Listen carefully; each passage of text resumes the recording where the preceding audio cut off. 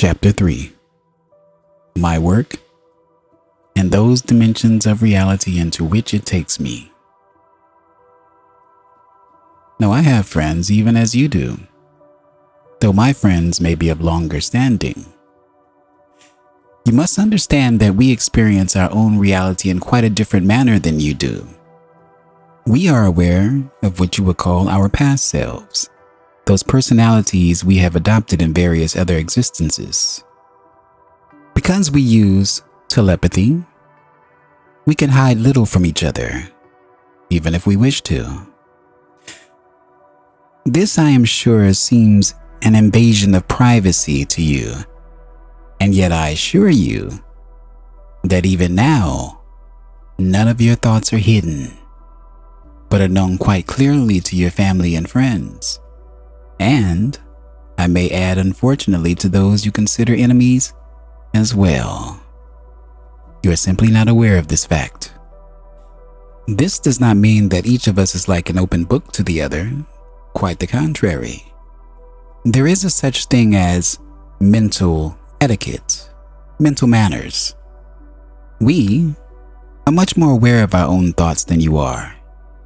We realize our freedom to choose our thoughts, and we choose them with some discrimination and finesse.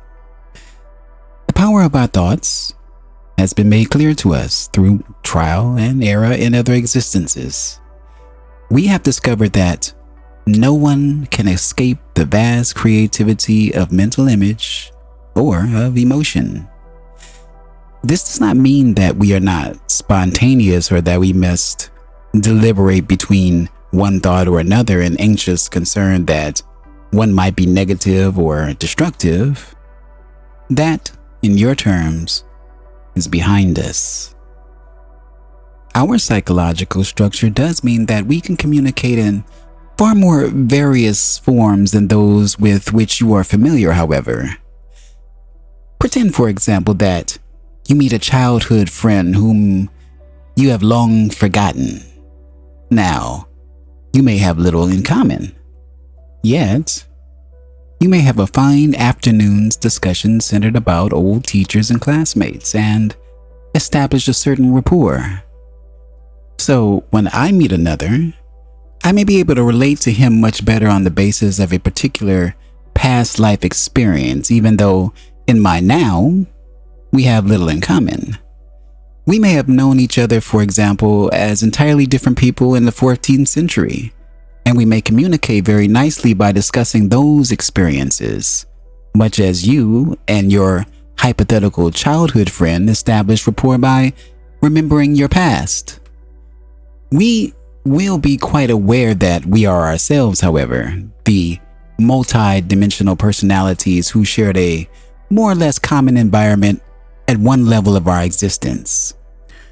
As you will see, this analogy is a rather simple one that will do only for now, because past, present, and future do not really exist in those terms. Our experience, however, does not include the time divisions with which you are familiar. We have far more friends and associates than you do, simply because we are aware of varying connections in which we call for now past incarnations. We have, of course, therefore, more knowledge at our fingertips, so to speak.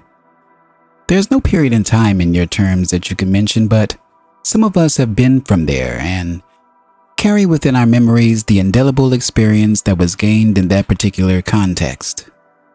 We do not feel the need to hide our emotions or thoughts from others because all of us by now well recognize the cooperative nature of consciousness and reality, and our part in it. We are highly motivated. Could spirits be anything else? Simply because we have at our command the full use of our energy, it is not diverted into conflicts. We do not fritter it away, but utilize it for unique and individual purposes that are a basic part of our psychological experience. Now, each whole self, or multidimensional personality, has its own purposes, missions, and creative endeavors that are initial and basic parts of itself and that determine those qualities that make it eternally valid and eternally seeking. We are finally free to utilize our energy in those directions. We may face challenges of quite momentous nature, and we realize that our purposes are not only important in themselves, but the surprising offshoots that develop in our efforts to pursue them. In working for our purposes, we realize that we are blazing trails that can also be used by others. We also suspect, certainly I do, that the purposes themselves have surprising results, astounding consequences that we have never realized, and that they will merely lead to new avenues. Realizing this helps us to keep a sense of humor. End of part 1 of chapter 3, my work and those dimensions of reality into which it takes me, from Seth Speaks, The Eternal Validity of the Soul. Let's talk about it. Here Seth describes the perspective of a non-human entity that possesses friends with long-standing connections. Seth's reality is experienced differently from ours, including awareness of past selves and the use of telepathy, which, of course, eliminates privacy barriers. Seth makes us aware that we too are not truly private in our thoughts. Seth and other non-human entities possess mental etiquette and self-awareness. They choose their thoughts, as Seth says, with finesse due to the power of thoughts and emotions. Seth's communication abilities extend beyond our own, based on shared past life experiences, enabling rapport despite present differences. Seth and other non-physical beings exist beyond conventional notions of time, and they have access to extensive knowledge from past incarnations. Emotions and thoughts are open, aligned with the cooperative nature of consciousness. Seth directs energy towards individual purposes and creative endeavors, acknowledging the challenges of unexpected outcomes, all while maintaining a sense of humor. If you've enjoyed this reading, please consider giving it a like, a share, and of course, subscribing for more. What did you think about this passage? Please leave it in the comments below.